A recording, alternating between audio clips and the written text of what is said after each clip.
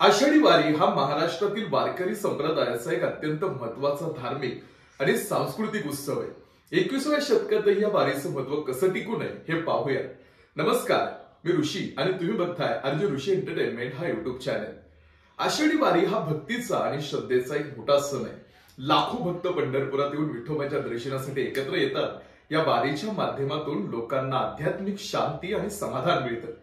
आजही 21व्या शतकामध्ये आधुनिक काळात वारीचं महत्व अबाधित आहे। लाखो वारकरी पायी चालत पंढरपूरच्या दिशेने येतात।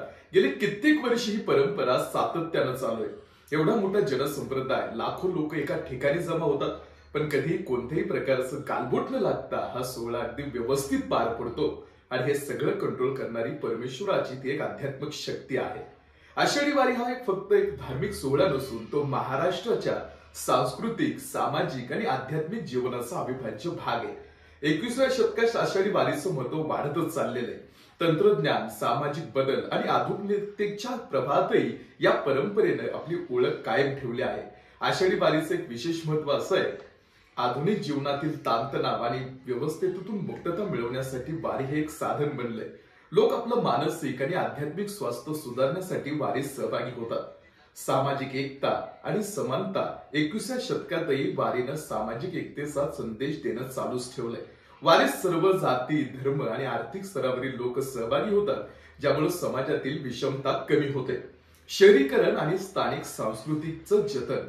शहरीकरणामुळे लोकांना त्यांच्या पारंपरिक आणि सांस्कृतिक मूल्यांचा विसर पडू लागला। वारीच्या माध्यमातून या मूल्यांचं पुनर्जीवन होतं आणि नवीन पिढीला त्याची ओळख पडते। वैज्ञानिक दृष्टिकोन, वारीतील शिस्तबद्ध चालणं, नियमित भजन, कीर्तन यामुळे वारकऱ्यांचं आरोग्य सुधारतं, याचा वैज्ञानिक दृष्टिकोनातूनही अभ्यास होत आहे। आषाढी वारीची परंपरा शेकडो वर्ष जुनी आहे। संत ज्ञानेश्वर, संत तुकाराम, संत नामदेव यांसारख्या महान संतांनी वारीची परंपरा सुरू केली। या संतांच्या पालख्या म्हणजे दिंड्या वारीत सहभागी होतात।